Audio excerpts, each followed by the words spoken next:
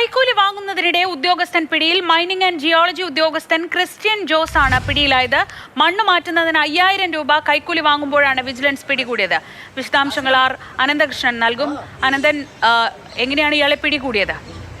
ശ്രീജ, ഇന്ന് ഉച്ചയ്ക്ക് 2:45 തിരുവനന്തപുരം ജില്ലാ മൈനിങ് ആൻഡ് ജിയോളജി വകുപ്പ് ഓഫീസിൻ്റെ പരിസരത്ത് വെച്ചാണ് ഈ ഉദ്യോഗസ്ഥനെ വിജിലൻസ് സംഘം പിടികൂടിയത്.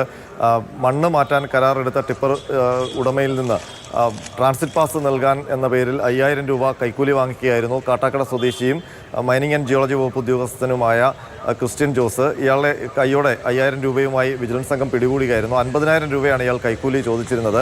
അത് പിന്നീട് അങ്ങോട്ടും ഇങ്ങോട്ടും പറഞ്ഞ് 40,000 രൂപയിൽ എത്തിച്ചു.